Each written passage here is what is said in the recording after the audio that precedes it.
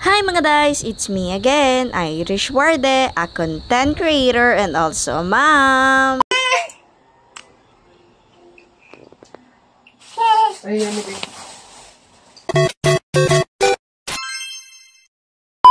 Hi mga guys! For today's vlog ay tara samahan nyo nga po pala ako. Gawa na ngayong araw nga po ay bibili ako ng mga kailangan ko sa mga ingredients ng halo-halo. Yan na nga lang po pala talaga yung suot ko. Gawa ng syempre mamamalingkay nga lang po pala tayo sa mga oras na yan. Sasama nga lang po pala ako kay Ate Mara. Gawa ng si Shaki nga po pala iyahatid niya. Kaya naman nakisabay na nga lang po pala ako at mabilis lang. Isa na nga rin po pala talagang rason para hindi na nga po pala talaga hassle magbiyahe at hindi na nga rin po ako mamasahe. Ilang minuto nga rin po pala ay nariyan na nga rin po pala kami sa daet. Tas iniwan nga po pala namin yung sasakyan nila Ate Mara dun sa pawashingan ng sasakyan. Magpapawashing na nga rin po pala dyan si Ate Mara. Gawa ng syempre iririn yun na nga rin po pala yun bukas. Nakapara na nga rin po pala kami dyan ng tricycle. Tapos agad-agad na nga rin po pala kami dyan sumakay. Tapos doon na nga rin po pala kami bababa sa may looban. Nung nakababa na nga rin po pala kami ay naglakad na nga rin po pala kami dito papuntang looban. Gawa ng syempre doon nga po pala tayo bibili ng mga kailangan natin sa panghalo-halo. Ilang saglit na nga rin po pala sa aming paglalakad ay dito na nga rin po pala kami sa may bibilhan namin ng aming mga kailangan. Dito nga po pala kami kay ate nagbibili. Gawa ng syempre suki na nga rin po pala kami at dito nga rin po pala kami nagbibili palagi. Bumili nga po pala ako dyan ng beans, gulaman at sago tapos pinibigawa ng yun na nga lang po pala talaga ang wala ako doon. Pagkabili ko nga rin po pala ay agad-agad na nga rin po pala kami dyan lumabas. Gawa ng doon nga po pala kami bibili ng gatas sa may sanitary. Gawa ng syempre mas mura-mura nga po pala doon. Gatas at asukal nga po pala dyan yung bibilhin ko. Tapos si Ate Mara nga po pala ay nagpabili nga rin po pala ng nata de coco.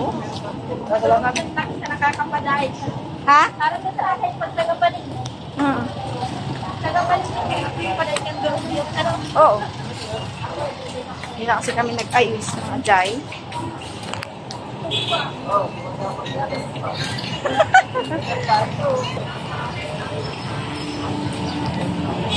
Nung nakabili na nga rin po pala ako, agad-agad na nga rin po pala ako pumunta dito sa may counter para nga po mabayaran yung mga binili ko. Pagkatapos nga rin po pala namin bumili ay nagbili na nga rin po pala dito si Ate Mara ng tsinelas. Gawa ng mura nga po. Pagkatapos po, napunta na nga rin po pala kami dito sa Avanza. Gawa ng tapos na nga rin po palang i-washing itong sasakyan nila. Nung makauwi na nga rin po pala ako ay nagbukas na nga rin po pala ako nitong muntikong tindahan ng halo-halo.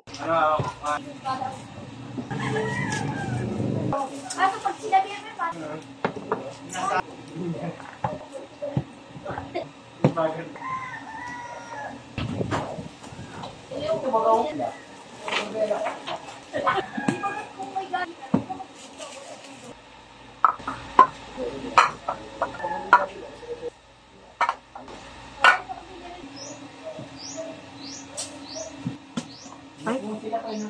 Pagkahapon nga rin po pala, pumunta nga rin po pala kami dito ni Ate Shit sa may HP. Gawa na magbibili nga rin po pala siya ng mga kailangan niya dun sa bahay niya.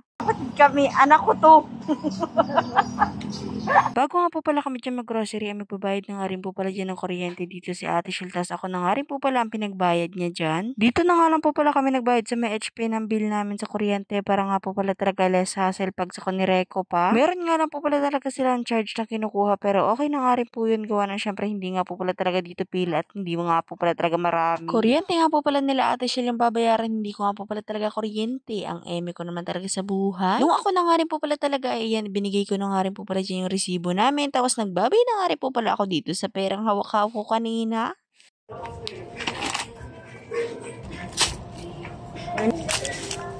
Nung matapos na nga rin po pala kaming bumili ng mga kailangan nga po pala namin, ay nagpila na nga rin po pala kami.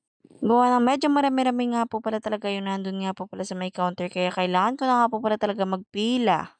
Baka anong oras na nga talaga kami nito makauwi. Gawa ng syempre kakaunti nga lang po pala talaga yung bukas na counter dyan or cashier nga po pala na pinagka-counteran nila.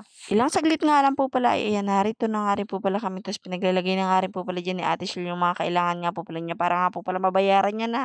Syempre, yung sa akin nga rin po pala talaga ay siya nga po pala talaga magbabayad. Kaya thank you so much nga po pala kay Ate Shil at doon nga po pala talaga sa isang sponsor namin. Nung nakabayad na nga rin po pala kami, agad-agad na nga rin po pala kami dyan umuwi. Tapos nariyan na nga rin po pala ako sa bahay. Tapos aayusin ko na nga rin po pala yung halo-halo na iniwan ko nga po pala kanina. Gawa na syempre mag-grocery nga po pala kami. Ay tinakluban ko na nga lang po pala ito ng damit. Sayang nga rin po pala talaga yung mga naghahanap ng halo-halo ko kaninang hapon. Pasensya na nga rin po pala talaga kayo. Gawa na ako nga po pala talaga ay nagsara ng hapon. Bukas naman po ay babawi nga po pala talaga ako sa pagtitinda. Kaya see you soon. Hanggang dito na lang po pala talaga ang aking video.